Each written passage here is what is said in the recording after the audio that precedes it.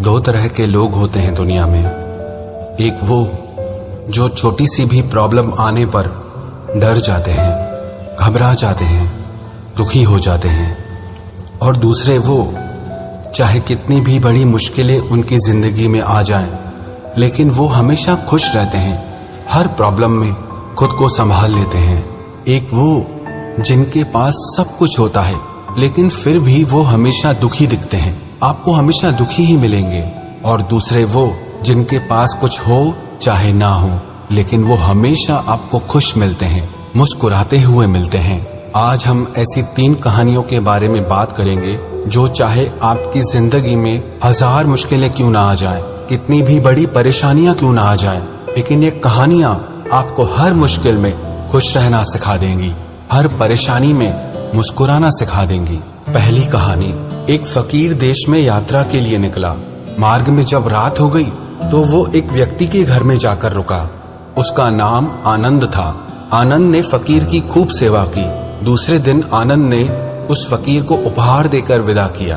फकीर आनंद की सेवा से बहुत खुश हो गया था और उसे दुआएं देने लगा, भगवान करे तू दिनों दिन बढ़ता ही रहे। फकीर की इस बात को सुनकर आनंद हंसने लगा और बोला, अरे फकीर, जो भी है ये भी नहीं रहने वाला।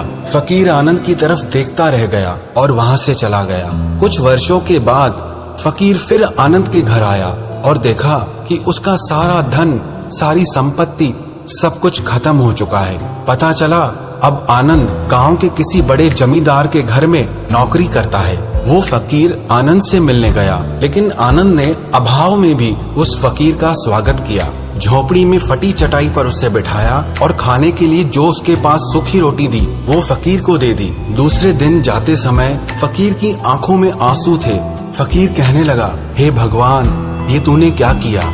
आनंद फिर हंसा और कहने लगा, अरे फकीर, तू क्यों दुखी हो रहा है? ईश्वर हमें जिस हाल में भी रखे, हमें खुश रहना चाहिए, उसे धन्यवाद देना चाहिए। समय सदा बदलता रहता है और सुनो, ये भी नहीं रहने वाला। फकीर सोचने लगा, मैं तो केवल भेष से फकीर हूँ, लेकिन सच्चा फकीर तो तू है आनंद। कुछ वर्षों के बाद फकीर फिर यात्रा पर निकला और आनंद से मिला तो देखकर हैरान रह गया। आनंद अब तो जमींदारों का भी जमींदार बन गया है। उसे मालूम हुआ कि जिस जमींदार के यहाँ आनंद नौकरी करता था उसकी कोई संतान नहीं थी। मरते समय उस जमींदार ने अपनी सारी जायदाद आनंद को दे दी। फकीर बहुत खुश हो गया। उसने आनंद से कहा, अच्छा हुआ वो जमाना गुजर गया, भगवान करे अब तू ऐसा ही बना रहे। ये सुनकर आनंद फिर हंसने लगा और कहने लगा, फकीर, अभी भी तेरी नादानी बनी ही हुई है। फकीर ने पूछा, क्या ये भी नहीं रहने वाला? आनंद ने उत्तर दिया, हाँ, या तो ये चला जाएगा या फिर इसको अपना मानने वाला ही चला जाएगा।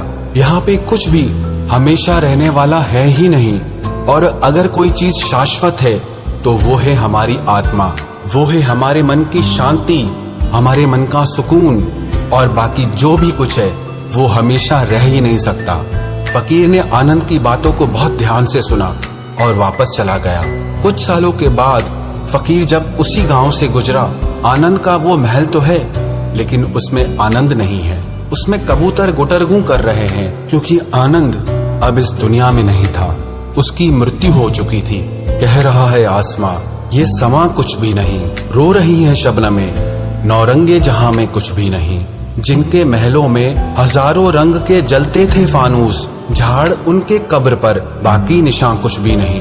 वो फकीर मन ही मन सोचने लगा कि ये इंसान जिंदगी भर कितना दौड़ता रहता है, रोता रहता है, दुखी होता रहता है। जिन चीजों के लिए इंसान तड़पता रहता है, दुखी होता रहता है, वास्तव में वो चीजें हमेशा रहने वाली हैं ही नहीं, वो सारी चीजें बदलने वाली हैं। ये कहानी हमें शिक्षा देती है कि हमारी जिंदगी में जब भी कोई मुश्किल आए, कोई तकलीफ आए, कोई दुख आए, तो हमें ये सोचना चाहिए कि जिंदगी में इससे पहले जो मुश्किलें आईं, जो उलझने आईं, क्या वो रुकी? क्या वो हमेशा रहीं?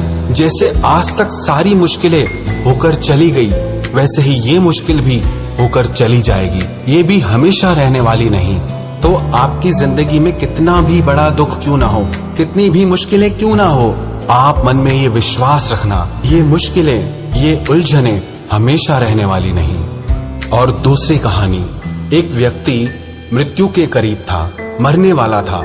उसने अपने बेटे को चांदी के सिक्कों से भरा हुआ एक थैला दिया और अपने पुत्र को बताया, जब भी इस थैले से चांदी के सिक्के खत्म हो जाएं, तो जो मैं तुम्हें एक प्रार्थना बताता हूँ उसे दोहराने से चांदी के सिक्के फिर से भरने लग जाएंगे। उसने अपने बेटे के कान में 4 शब्दों की प्रार्थना कही और वो मर गया। अब बेटा चांदी के सिक्कों से भरा थैला पाकर बहुत खुश हो गया, उसे खर्च करने में लग गया। वो थैला इतना बड़ा था कि उसे खर्च करने में कई साल बीत गए, लेकिन इस बीच वो 4 शब्दों की प्रार्थना ही भूल गया। जब थैला खत्म होने को आया तब उसे याद आया, अरे वो 4 शब्दों की प्रार्थना क्या थी। उसने बहुत कोशिश की लेकिन उसे याद ही नहीं आया। अब वो लोगों से पूछने लगा। पहले पड़ोसी से पूछा कि ऐसी कोई प्रार्थना तुम जानते हो जिसमें 4 शब्द हैं। पड़ोसी ने कहा, हाँ, एक 4 शब्दों की प्रार्थना मुझे मालूम है, ईश्वर मेरी मदद करो। उसने सुना और उसे लगा कि ये वो शब्द नहीं है, वो शब्द कुछ अलग थे। उसने बहुत सारे 4 शब्दों की प्रार्थनाओं को बार बार दोहरा के देखा, लेकिन उस खाली थैले में सिक्के बड़े ही नहीं। वो मन ही मन बहुत दुखी हो गया। फिर वो एक ब्राह्मण से मिला। उसने कहा, तुम ये प्रार्थना करो, ईश्वर तुम महान हो। लेकिन इस प्रार्थना से भी कुछ नहीं हुआ। फिर उसे एक धनी इंसान मिला। उसने कहा, तुम ये प्रार्थना करो, ईश्वर मुझे धन दो। लेकिन उस प्रार्थना से भी कुछ नहीं हुआ। आखिर में वो उदास होकर अपने घर में बैठ गया। तब एक भिखारी उसके दरवाजे पर आया।